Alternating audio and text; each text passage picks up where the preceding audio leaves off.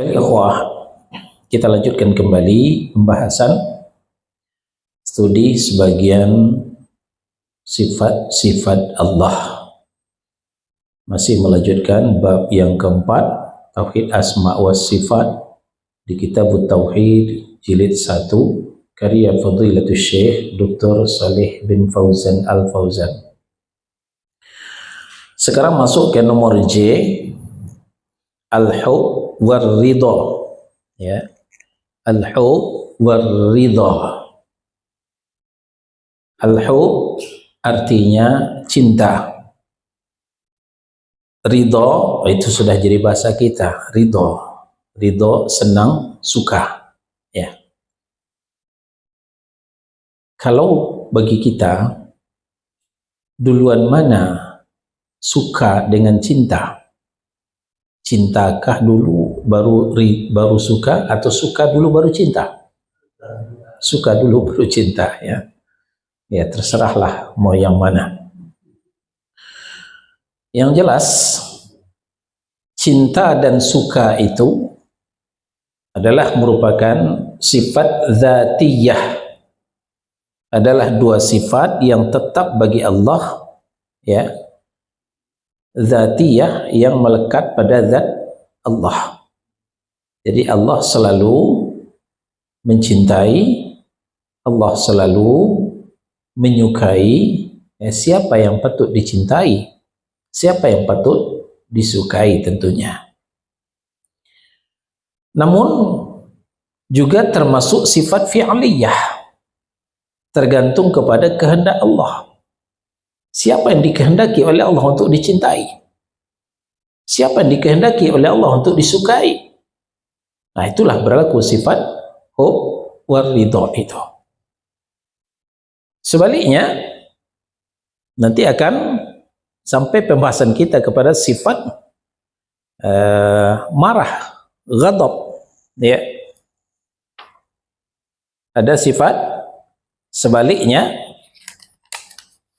yaitu sifat as-sukhtu wal karahiyah. Nah, kita di nomor K nanti itu insyaallah. Sukhtu murka, karahiyah benci, ya. Nah, ini juga tergantung kehendak Allah.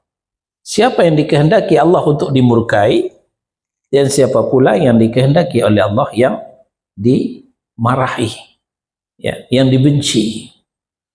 Ya, kita berharap mudah-mudahan kita tidak termasuk yang dimurkai, yang dibenci Allah, tapi kita termasuk yang dicintai dan disukai oleh Allah Subhanahu wa taala. Amin ya rabbal alamin. Di kitab ini ada 3 ayat diturunkan sebagai dalil daripada sifat ridho, ya. Di judul cinta dulu baru ridho, tapi ternyata di dalil ridho dulu baru cinta.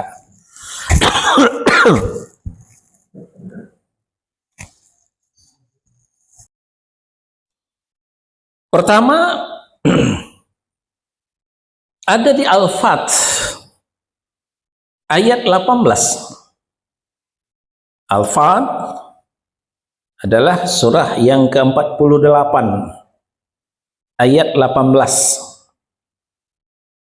Allah berfirman, a'udzubillahi minasyaitonirrajim, laqad radiyallahu 'anil mu'minin, sesungguhnya Allah telah ridha terhadap orang-orang yang beriman.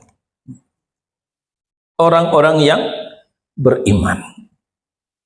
Orang beriman maksudnya orang bertauhid. Maka mafhum mukhalafahnya, ketika orang itu tidak beriman, ketika orang itu tidak bertauhid, itu tidak akan diridhai oleh Allah.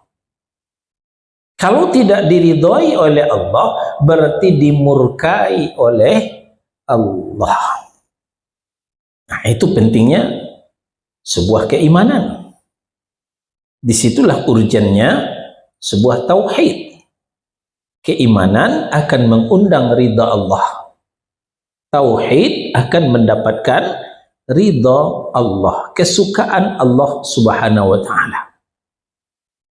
Nah, itulah sebabnya Kita tidak cukup hanya beragama Islam. Kita tidak cukup hanya sebagai seorang muslim. Tapi kita juga harus beriman. Kita juga harus menjadi orang yang mukmin. Ya. Sebagaimana tingkatan-tingkatan din telah kita bahas. Paling bawah Islam, orangnya muslim. Naik ke atas beriman, orangnya mukmin. Naik ke atas lagi ihsan, orangnya muhsin. Ya. Jadi yang diridhoi Allah ini adalah orang yang beriman, orang yang mukmin. Kalau Islam saja tanpa mukmin, tanpa beriman, itu tidak ridhoi oleh Allah Subhanahu wa taala. Apalagi kalau sudah ihsan. Karena kalau ihsan pasti beriman, pasti Islam. Tapi Islam belum tentu beriman, apalagi ihsan. Nah, ini kita kembali kepada pembahasan sebelumnya, tingkatan din. Buka kembali catatannya. Nah, kita kembali di Al-Fat ayat 18, laqad radiyallahu 'anil mu'minin. Sesungguhnya Allah telah ridha terhadap orang-orang mukmin. Ya. Nah, jadi yang diridhoi Allah, ya, pembahasan kita adalah ridha. Yang diridhoi Allah adalah orang mukmin. Dalilnya Quran surah 48 Al-Fat ayat 18. Al-Fat ayat 18.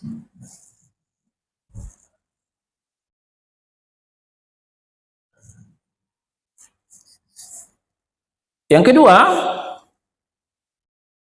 ada di Al-Maidah ayat 119. Radhiyallahu anhum wa radu anhu. Allah ridha terhadap mereka dan mereka pun ridha terhadapnya, terhadap Allah. Ya. Radhiyallahu anhum wa radu anhu. Allah ridha kepada mereka, mereka pun ridha kepada Allah Subhanahu wa taala. Ini kisah orang yang akan masuk surga. Ya, orang yang akan masuk surga itu diridhai Allah. Tidak mungkin orang akan masuk surga itu orang yang dimurkai oleh Allah Subhanahu wa taala. Nah, kemudian, nah ini tidak dituliskan. Kita perlu juga lihat di At-Taubah surah yang ke-9 ayat 100. Ya. Orang yang diridhai Allah Subhanahu wa taala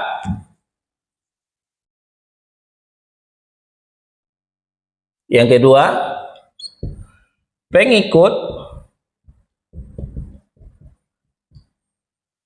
para sahabat. Ada di At-Taubah ayat 100.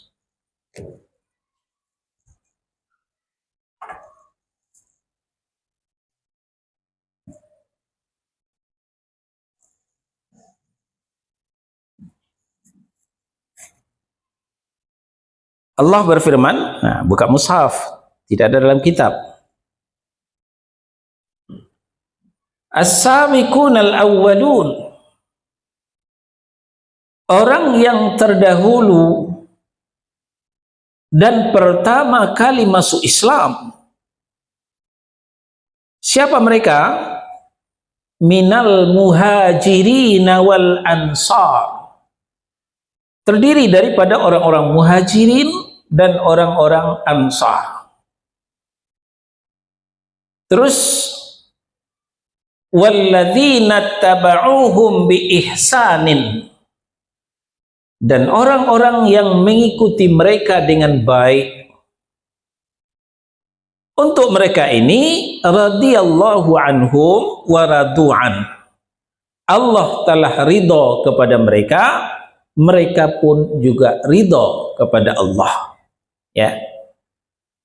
Pertama siapa tadi? As-sabiqunal awwalun. Orang yang terdahulu dan pertama kali masuk Islam. Siapa mereka? Minal muhajirin wal ansar.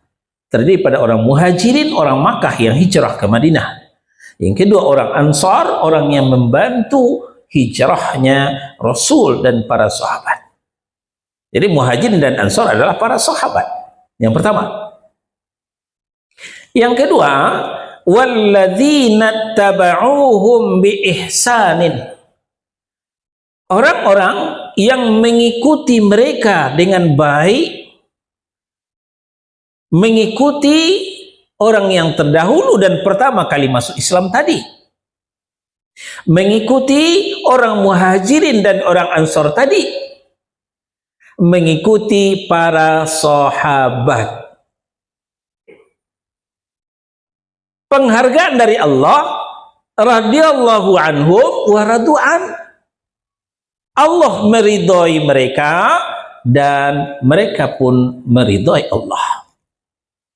Ini dalil wajibnya kita mengikut para sahabat yang disebut dengan salafus saleh atau salaful ummah. Ya. Kita mau diridhai Allah atau tidak? Kalau mau, ikut sahabat. Ikut salaf.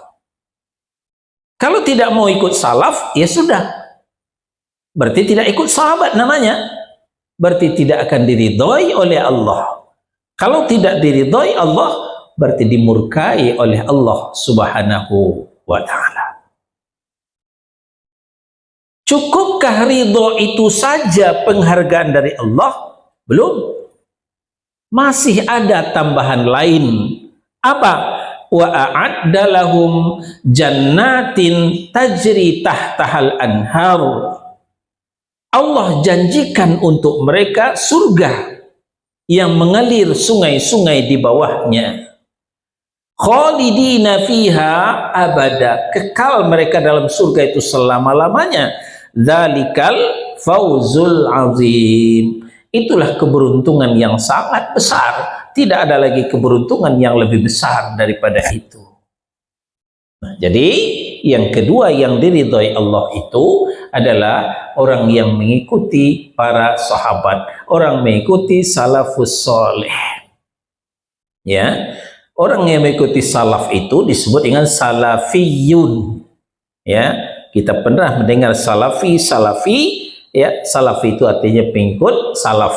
Salaf itu adalah para sahabat, orang yang terdahulu dan pertama kali masuk Islam. Maka siapa yang mengatakan bahwa salaf itu sesat, berarti dia telah menyesatkan para sahabat. Ya, berarti dia telah menyesatkan para sahabat.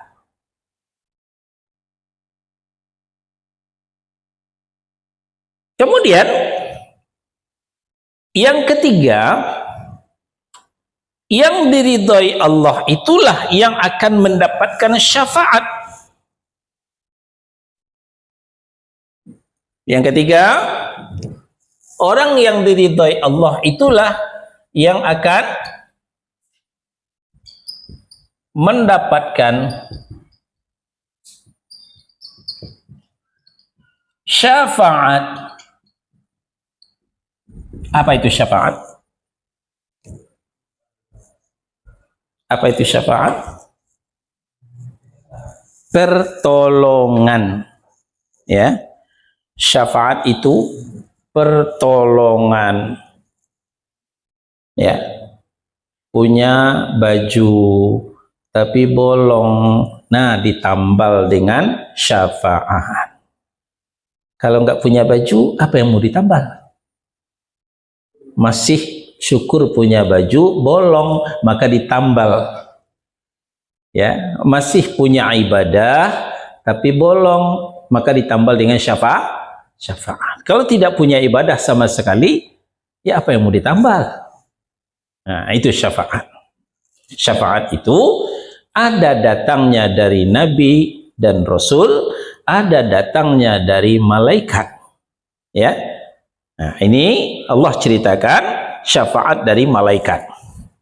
Ada di An-Najm ayat 26. Wa kam mim malakin fis samawat la tughni syafa'atuhum syai'an illa min ba'di an ya'dzana Allahu liman yasha'u wa yarda. Dan betapa banyaknya malaikat-malaikat di langit, syafaat mereka sedikit pun tidak berguna kecuali setelah Allah mengizinkan bagi orang-orang yang dikehendaki dan diridhoinya, baru syafaat malaikat itu bisa kita terima. Ya, kita sadari atau tidak, malaikat itu mendoakan kita.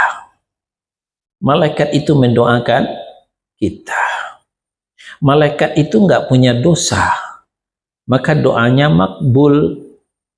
Ya, doa malaikat itu diijabah karena malaikat enggak punya dosa. Kenapa doa kita tidak diijabah, tidak makbul? Karena kita banyak dosa. Nah, lalu kemudian walaupun malaikat itu doanya diijabah, ya syafaatnya berlaku illa kecuali orang yang tidak diridhoi. Nah, karena di sini dikatakan betapa banyak ya malaikat di langit, syafaat mereka sedikit pun tidak berguna melainkan setelah Allah mengizinkan bagi orang yang dikehendaki dan orang yang diridhoi. Siapa yang dikehendaki Allah, siapa yang diridhoi Allah, itulah yang mendapatkan syafaat dari para malaikat. Nah, ini bicara tentang ridho. Sekarang kita bicara tentang hub, tentang cinta. Ya, kalau di judul cinta dulu baru ridho, tapi di uraian di bawah ternyata ridho dulu baru cinta. Ya, kita tidak akan mempermasalahkan itu, kita ngikut aja. Tentang cinta ini ada di beberapa surah, di beberapa ayat. Pertama di Al-Maidah ayat 54, yang kedua ada di Al-Baqarah 222, yang ketiga ada di Al-Baqarah ayat 195, dan kemudian ada di Ali Imran surah yang ketiga ayat 31, ditambahkan dengan hadis sahih riwayat Al-Bukhari. Sekarang kita ke Al-Maidah. Ya. Ke Al-Maidah ayat 54.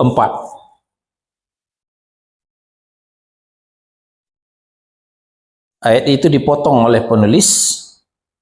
Awalnya menceritakan tentang kalaupun kita murtad, keluar dari Islam, Allah itu tidak berhenti jadi Tuhan.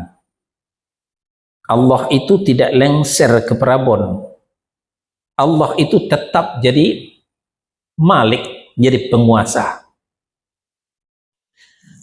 Apa kata Allah? Ya ayyuhalladzina amanu, hai orang yang beriman, may yartadda minkum an dinih, barang siapa yang murtad dari agamanya.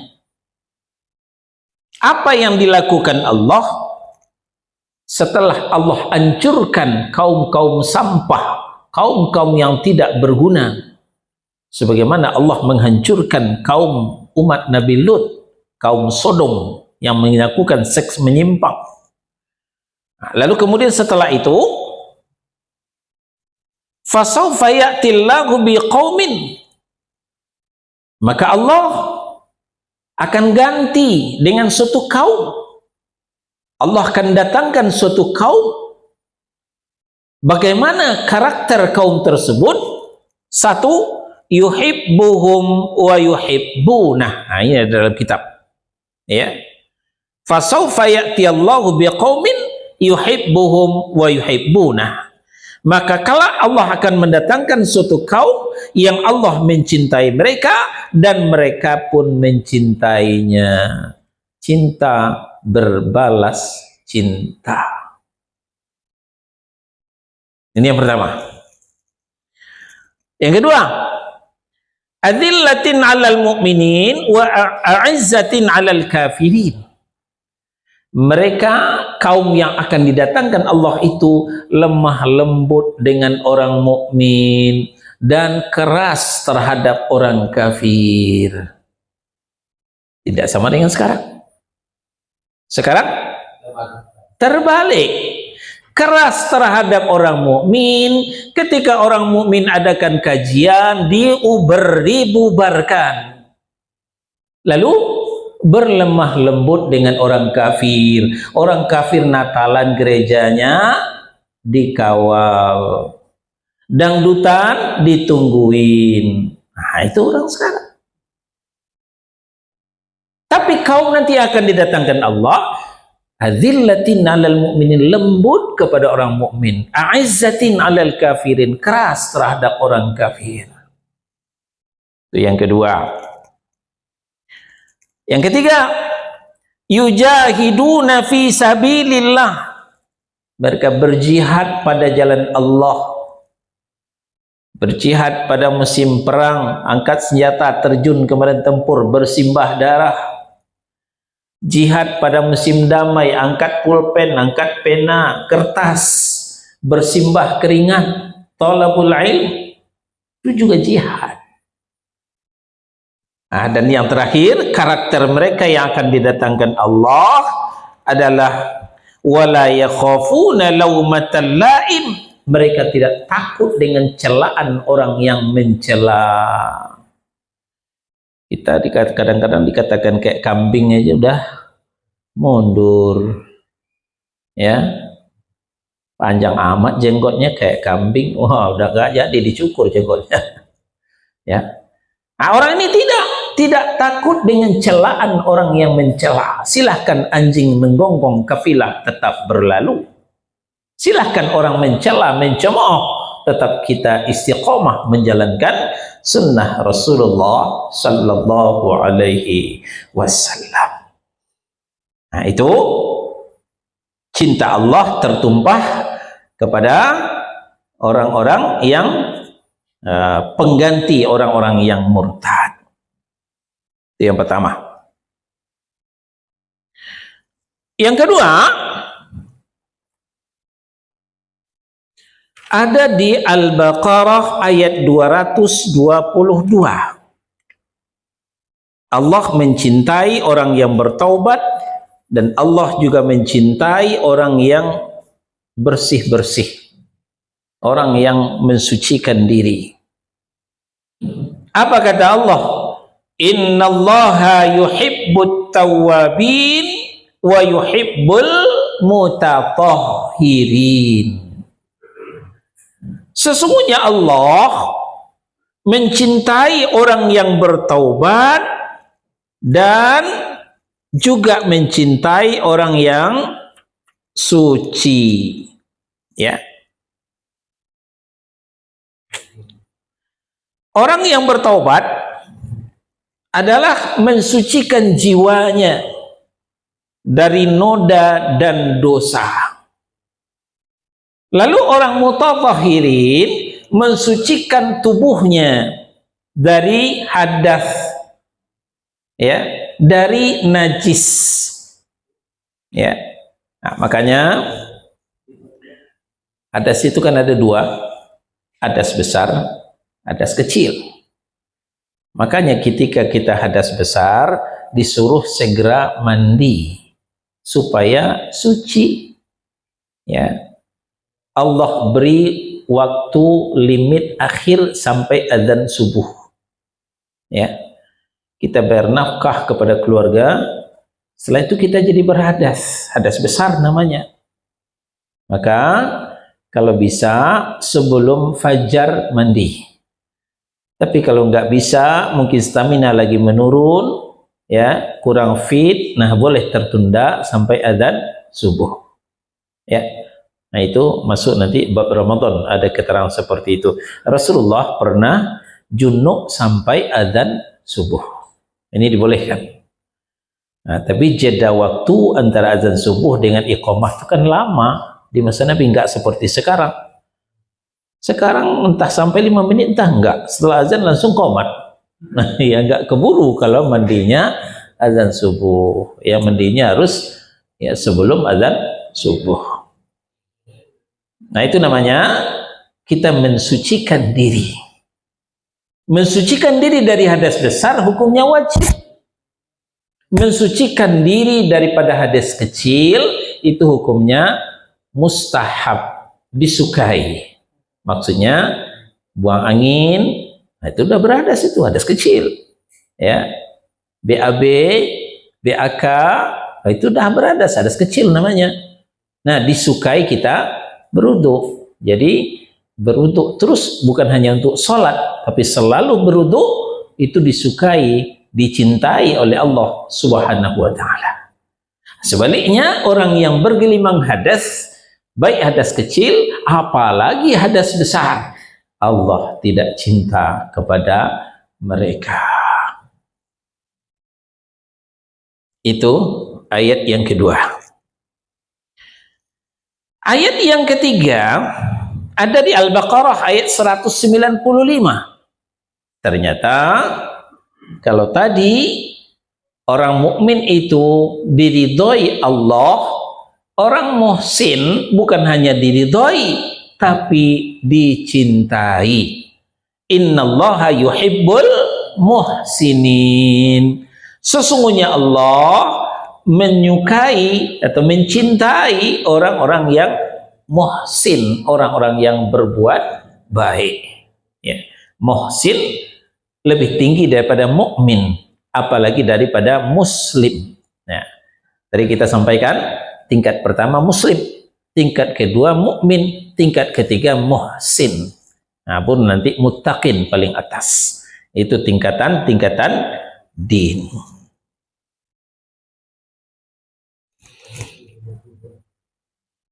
Sekarang kita ke Ali Imran ayat 31. Ya. Ali Imran ayat 31. Ternyata kecintaan kita kepada Allah akan dibalas oleh Allah setelah teruji dengan ittiba'ur rasul. Ya, kalau ditanya kepada kita, apakah kita mencintai Allah? Tentu kita sepakat, ya. Tapi kalau ditanyakan lagi, apakah cinta kita kepada Allah sudah diakui oleh Allah, sudah diterima oleh Allah, akan dibalas oleh Allah? Nah, belum tahu. Tergantung nanti lolos sensor. Sensornya apa? Sensornya ittiba'ur rasul, mengikut Rasul. Nah, sekarang kita lihat Ali Imran ayat 31. Qul in kuntum tuhibbunallah fattabi'uni. Katakan kepada mereka, hai Muhammad, jika kalian benar-benar mencintai Allah, maka ikutlah aku. Aku di sini adalah Muhammad sallallahu alaihi wasallam. Ya.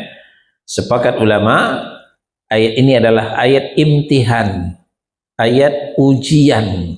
Benar enggak cinta kita kepada Allah? Kebenaran itu akan terungkap ketika kita mau mengikuti utusan Allah. Siapa utusan Allah? Ya Rasulullah. Nah, dengan demikian yuhibbukumullah, kalian akan dicintai oleh Allah. Jadi cinta Allah itu bisa kita raih kalau kita sudah ittiba'ur Rasul, sudah mengikuti Rasul. Sebaliknya, kalau kita masih tidak mau mengikut Rasul, sebatas ikut ustaz, sebatas ikut kiai, tapi ternyata membelakang kepada Rasul, ya, maaf saja, tentu kita tidak akan dicintai oleh Allah Subhanahu wa ta'ala. Ya. Jadi kata Allah, "Qul in kuntum tuhibbunallah fattabi'uni yuhibbukumullah." Katakanlah, hai Muhammad, jika kamu benar-benar mencintai Allah, maka ikutlah aku. Ikutlah aku, niscaya Allah akan mencintaimu. Nah, inilah dikatakan cinta berbalas cinta. Bila cinta berbalas cinta, itulah saat-saat yang indah di mana hati berbunga-bunga. Semua orang mengidamkannya. Sebaliknya, bila cinta bertepuk sebelah tangan, itulah saat duka nestapa di mana orang menghindarkannya. Bila menginginkan cinta berbalas cinta, hendaklah yang mencintai mengikuti keinginan yang dicintai. Bila yang mencintai tidak mau mengikuti keinginan yang dicintai, maka bersiap-siaplah untuk bercinta bertepuk sebelah tangan. Berangkat dari rumus ini, demikian pula halnya ketika kita mencintai Allah. Kalau cinta kita mau dibalas oleh Allah, ikuti apa yang diinginkan oleh Allah. Apa yang diinginkan Allah ternyata enggak banyak. Cuman satu, ikut utusannya, itu saja. Ikut utusannya. Siapa utusan Allah? Ya Rasulullah. Ini yang kita katakan tadi, ittiba'ur Rasul adalah mengundang cinta Allah Subhanahu wa ta'ala. Dengan kita mengikuti Rasul, berarti kita akan mendapatkan balasan cinta dari Allah Subhanahu wa ta'ala. Cukup sampai di situ. Nah, kalau dalam kitab cukup sampai di situ. Kalau dalam ayat masih ada sambungannya. Apa? Wa yaghfir lakum dzunubakum. Nah, ini bonusnya. Dan Allah akan menghapuskan dosa-dosamu.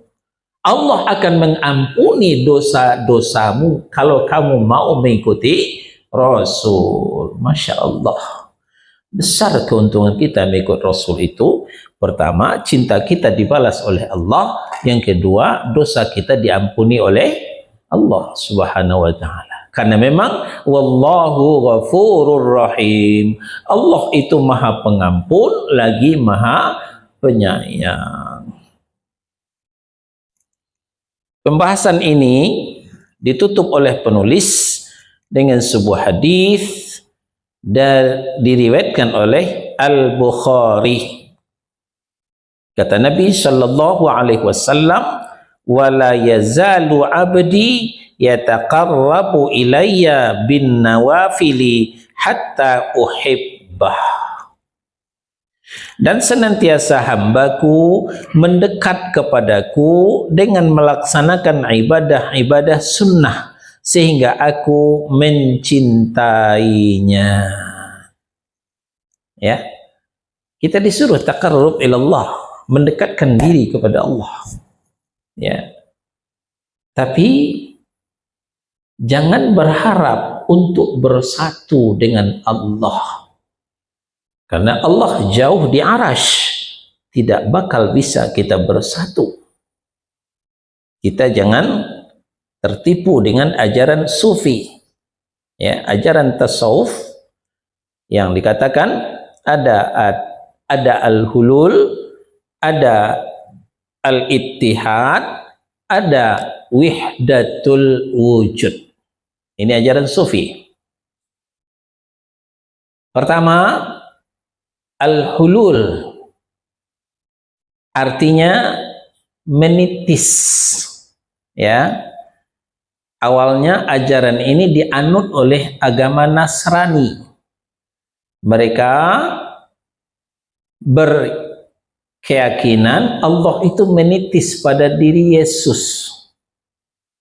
Maka ketika mereka menyembah Yesus, sebenarnya mereka menyembah Allah yang ada pada diri Yesus. Ini ajaran Nasrani. Lalu kemudian ajaran ini diadopsi oleh Syiah, terutama Syiah Nusairiyah. Ini Syiah yang ekstrim yang sekarang ada di Suriah, ya. Nah, maka kalau kemarin beredar video saudara-saudara Sunni kita di Suriah itu dikubur setengah badan, ya, dikubur setengah badan sampai dada, tinggal sini ke atas.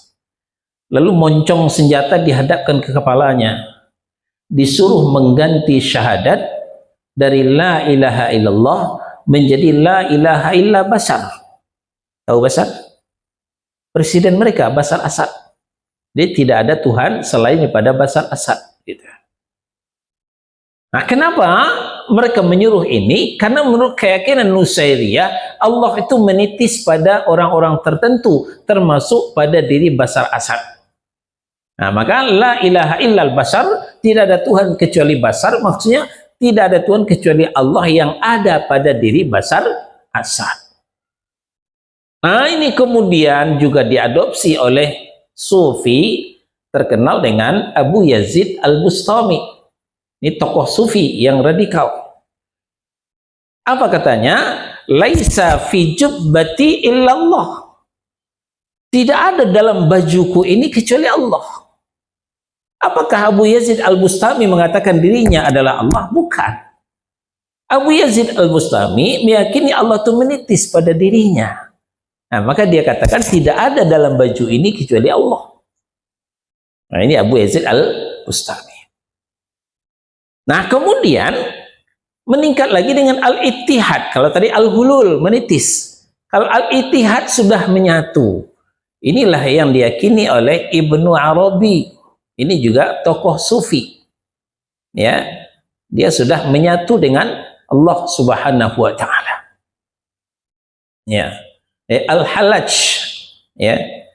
Yang al-ittihad itu adalah al-Halaj. Nah, kemudian ada lagi tingkatan wihdatul wujud, ya, wihdatul wujud, yang ada itu cuma satu. Nah, itulah Ibnu Arabi yang di Indonesia di Wali Songo terkenal dengan Syekh Siti Jenar atau Syekh Lemah Abang, yang meyakini wihdatul wujud, sudah menunggaling, ya, menunggal antara Allah sebagai Khalik dengan kita hamba sebagai makhluk, ya. Nah, mereka contohkan ini, tadinya gelas ini kosong, ya, ada kopi di toples, ada gula di toples, ada air di termos, terpisah-pisah. Kemudian dimasukkan kopi, dimasukkan gula, diseduh dengan air. Nah, sekarang tidak lagi bisa ditunjukkan mana yang kopi, mana yang gula, mana air, telah menyatu. Ini air, ini kopi, ini gula. Nah, inilah logika yang diusung oleh wihdatul wujud, menunggal, menyatu. Ya, menyatu antara kita sebagai hamba dengan Allah sebagai Khalik, antara kita sebagai makhluk dengan Allah sebagai Khalik. Ini ajaran Sufi. Inilah kesesatan tasawuf. Tidak demikian, menurut Ahlus Sunnah wal Jamaah, kita bisa mendekat dengan Allah, tapi kita tidak bisa bersatu dengan Allah. Ya, ada riwayat, siapa yang mendekat kepadaku satu jengkal, aku akan mendekat kepadanya satu hasta. Siapa yang mendekat kepadaku satu hasta, aku akan mendekat kepadanya satu depah. Jadi kalau kita mau mendekat kepada Allah, Allah pun mendekat dengan kita. Tapi kita tidak akan bisa bersatu. Inilah Ahlus Sunnah wal Jamaah. Nah, kita kembali. Hadis ini mengatakan apa? wala yazalu 'abdi yataqarrabu ilayya bin nawafili hatta uhibbah. Dan senantiasa hambaku mendekat kepadaku dengan apa? Dengan melaksanakan ibadah-ibadah sunnah. Ya, dengan melaksanakan ibadah-ibadah sunnah, sehingga aku mencintainya. Nah, itu gunanya kita melakukan ibadah-ibadah sunnah. Ibadah yang kita lakukan bukan hanya yang wajib.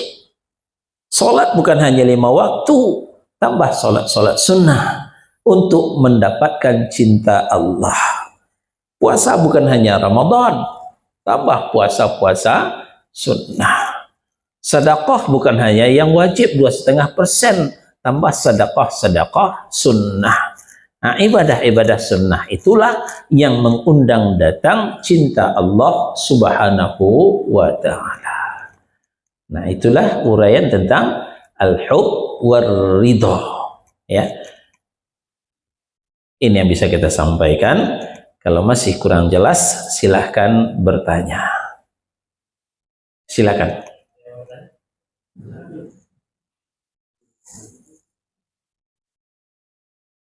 Sambil menunggu pertanyaan, kemungkinan kajian kita terakhir. Ya, Senin besok kita sudah Ramadan. Insyaallah kita ketemu ba'da Syawal. Insyaallah nanti kita lanjutkan lagi. Ya, Pak Yanto, silakan. Waalaikumsalam warahmatullahi wabarakatuh. Ketika orang yang bermaksiat diridhoi Allah itu kan artinya sudah dicintai ya, itu nanti kira-kira masih mendapatkan asar. Orang maksiat udah taubat berdoa kepada Allah, iya, nanti masih kena asar lagi. Oh iya. Orang yang bertaubat, ya tentu taubat nasuha, ya. Ya ayyuhalladzina amanu tubu ilallah taubatan nasuha. Wahai orang yang beriman, bertaubatlah kepada Allah dengan taubat nasuha. Nah, Imam An-Nawawi rahimahullahu ta'ala membuat bab khusus dalam kitabnya Riyadhus Shalihin. Ya, saya nggak tahu di At-Taqwa udah sampai mana Riyadhus Shalihinnya. Nah, di situ ada bab taubat. Imam Nawawi mengatakan taubat nasuha itu harus memenuhi beberapa unsur. 1, stop, berhenti dari maksiat yang dilakukan, jangan dilanjutkan juga. Yang kedua, menyesal dari lubuk hati yang paling dalam kenapa sudah terjerumus melakukan dosa dan maksiat. Yang ketiga, berjanji dalam hati tidak akan mengulangi dosa dan maksiat itu lagi. Ini kalau dosa menyangkut hak Allah Subhanahu wa ta'ala, selesai sampai di situ. Tapi kalau dosa menyangkut hak adamiyin, hak manusia, orangnya pernah diribah, ya, orangnya pernah disakiti, nama baiknya diinjak-injak, hartanya dirampas, dicuri, maka setelah yang 3 tadi, tambah yang keempat, menyelesaikan dengan sesama manusia. Orangnya pernah disakiti, segera minta maaf. Minta maaf bukan untuk masuk Ramadan, minta maaf setelah bersalah. Jadi kalau enggak merasa bersalah, enggak usah minta maaf walaupun masuk Ramadan. Kalau merasa bersalah, segera minta maaf walaupun tidak masuk Ramadan. Ya, orang kita aneh. Kadang-kadang baru kenal, baru jumpa, udah minta maaf. Ya, baru ketemu di bandara, di stasiun, di terminal. Assalamualaikum, waalaikumsalam. Siapa namanya? Pulan. Namanya Pulan, baru kenal. Nah, maafin ya, besok kita mau puasa, kalau ada salah-salah kata, kapan buat salahnya baru kenal? Ya. Nah, ini aneh orang kita. Jadi minta maaf itu bukan untuk masuk Ramadan. Minta maaf setelah bersalah, walaupun tidak masuk Ramadan. Hartanya pernah diambil, ganti. ya. Kalau tidak minta ridho, ya, nah barulah Allah akan menerima taubatnya. Nah, setelah taubat nasuha itu tidak ada lagi dosa yang besar, apalagi dosa yang kecil. Ya, dengan demikian dia tidak akan diazab lagi nanti di akhirat kalau dia betul sudah bertaubat. Wallahu a'lam. Ada lagi? Ya, silakan Pak. Ada hadis jagalah Allah maka Allah akan menjagamu. Itu maknanya mungkin lebih dari menjaga Allah, tapi makna tersendiri menjaga Allah seperti apa? Baik. Ini pesan Rasulullah kepada Abdullah ibnu Abbas, diriwayatkan oleh Imam At-Tirmidzi. Kata Rasulullah, ya, Ibnu Abbas bercerita, saya masih ingat waktu kecil dibonceng oleh Rasulullah. Lalu Rasulullah bersabda, ya gulam, wahai anak kecil, ihfazillah yahfazka, ihfazillah tajidhu tujahaka. Jagalah Allah, Allah akan menjagamu. Jagalah Allah, Allah akan ada di depanmu. Jagalah Allah yang pertama, jaga akidah. Tauhidkan Allah. Maka Allah akan menjaga kita. Jadi, kenapa perang Badar dimenangkan oleh kaum muslimin? Karena kaum muslimin betul-betul akidahnya bersih dari kesyirikan. Maka kaum muslimin dijaga oleh Allah, walaupun orang musyrik 1000 orang. Kaum muslimin cuma 313 orang. Tapi peperangan itu dimenangkan oleh kaum muslimin. Karena mereka benar-benar bertauhid. Akidah mereka bersih daripada kesyirikan. Nah, kemudian ihfazillah tajidhu tujahaka. Jagalah Allah, Allah akan ada di depanmu. Jagalah Allah yang kedua, jaga syariat Allah. Jaga aturan Allah. Jangan alergi dengan syariat Allah. Maulah diatur oleh Allah. Ironisnya, ngaku muslim, KTP Islam, tapi fobia dengan syariat Allah, alergi dengan syariat Allah, tidak mau diatur dengan syariat Allah. Ya, tidak mau menerima kebenaran. Ya, kalau dia menyampaikan kebenaran, wah itu radikal, wah itu provokator, wah itu ngadu domba, itu ujaran kebencian. Sebenarnya mereka nggak siap menerima kebenaran. Ya, karena mereka masih asyik dengan dosa dan maksiat. Ketika itu disampaikan, mereka nggak siap. Sama dengan di zaman Nabi, ketika disampaikan la ilaha illallah wa hum yastakbirun, mereka menyombongkan diri. Malah wa yaqulun a inna latariku alihatina li sya'irin majnun. Apakah kami akan meninggalkan Tuhan-Tuhan kami karena penyair gila ini? Di Nabi dikatakan penyair gila lagi. Gila nih Muhammad. 4 Tuhan kita nggak selesai negeri ini. Atau Zahubat, Manat.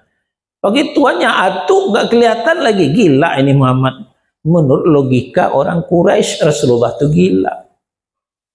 Artinya apa? Mereka tidak siap menerima kebenaran itu. Nah, itulah yang terjadi. Ya, kajian dibubarkan. Ya, mereka nggak siap menerima kebenaran itu. Ya, kebenaran itu bisa wa ahallallahu al-bai'a wa harramar riba. Mereka masih senang ya makan bunga bank, bunga rentenir. Mereka nggak siap mendengarkan ayat tersebut. Nah, dan lain-lain sebagainya. Nah, jadi begitu Pak. Yang dimaksud jagalah Allah, jaga akidah. Tauhidkan Allah. Yang dimaksud jagalah Allah, jaga syariat Allah. Mau diatur oleh syariat Allah Subhanahu wa ta'ala. Nah, barulah Allah akan menjaga kita, Allah akan menyelamatkan kita. Wallahu a'lam. Yang lain?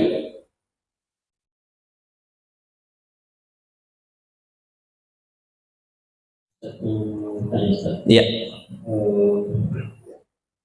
Kan ketika kita berharap mencintai Allah, kita kan mengikuti jiwa Rasul. Tapi kadang-kadang di belahan ajaran lain itu kita Allah itu sering ditandai dengan seorang yang berkaromah. Jadi kadang-kadang itulah yang membuat para jamaah itu tarik atau wah ini benar-benar orang yang udah dekat sama Allah. Buktinya dia bisa tahu hal yang baik. Juga kadang-kadang bisa punya keajaiban-keajaiban yang akhirnya dikultuskan sampai level tertentu. Nah, apakah memang kecintaan Allah itu ditandai hal yang seperti itu? Ya. Padahal dulu zaman sahabat ketika dia masuk Islam justru malah makin banyak susah daripada senangnya. Iya. Tapi sekarang enggak, dia makin berbuat seperti itu malah makin makmur. Makin banyak pengikutnya, makin banyak yang dicium tangan bolak-balik segala macam. Ya itu apa yang benar kita tahu ditandai hal seperti karomah itu. Ya. Karomah itu ada, bukan tidak ada. Karomah itu artinya kemuliaan. Kepada siapa diberikan? Kepada orang-orang soleh. Soleh akidahnya tauhid. Soleh ibadahnya ittiba'us sunnah. Soleh akhlaknya akhlakul karimah. Akhlakul mahmudah. Mungkin orang itu karomah. Karomah itu diwujudkan oleh Allah seperti doanya diijabah. Ya, doanya diijabah. Bukan membuat yang aneh-aneh. Ya, inilah kesalahpahaman di negeri kita. Kalau orang buat aneh-aneh itu orang karomah. Ya, salah.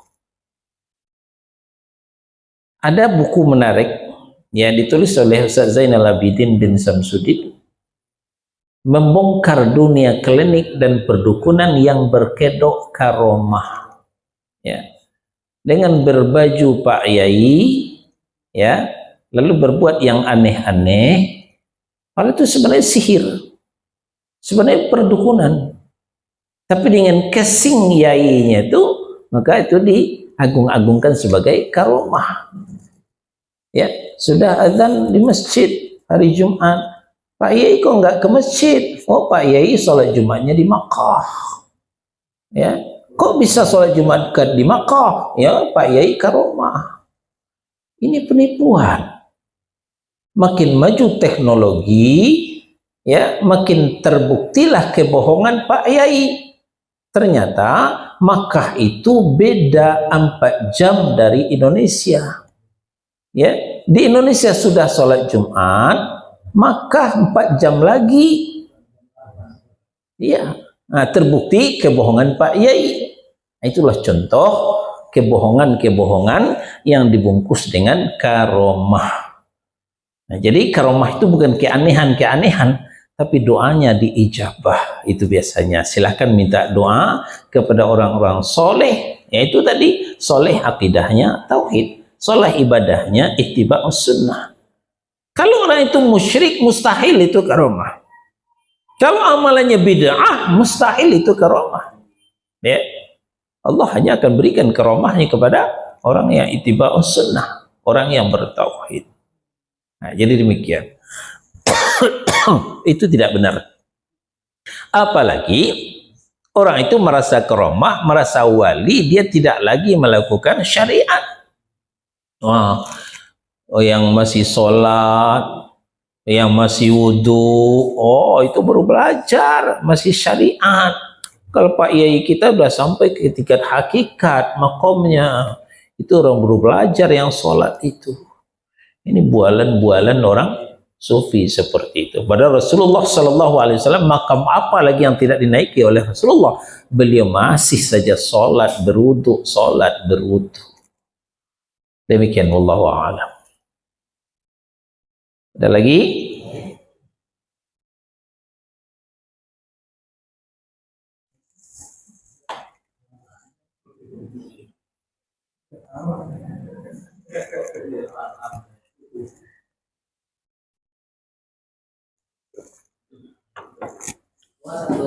Silakan Pak.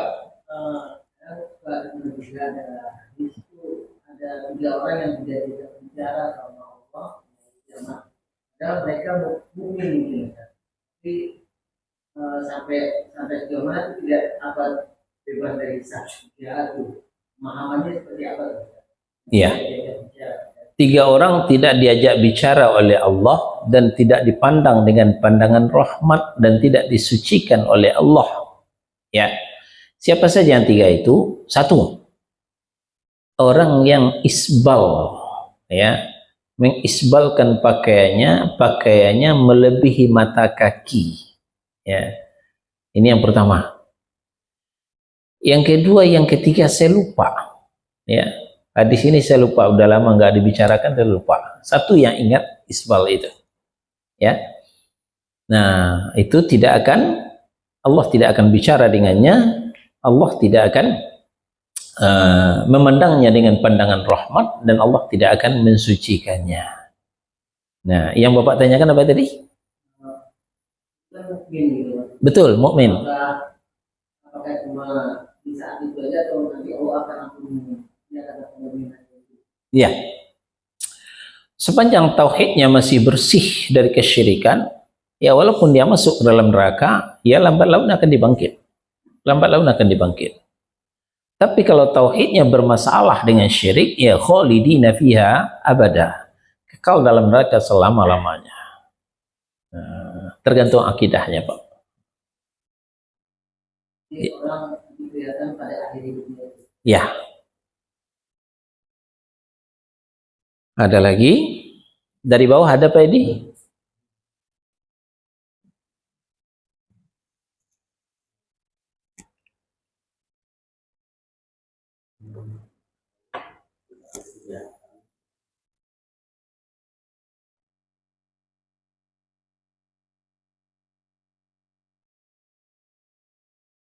Kalau tidak, kita tutup sampai di sini. Subhanakallahumma wa bihamdika asyhadu an la ilaha illa anta astaghfiruka wa atubu ilaik. Wassallallahu ala nabiyyina Muhammadin wa ala alihi wa sahbihi wa sallam. Barakallahu li wa lakum. Wassalamu alaikum warahmatullahi wabarakatuh.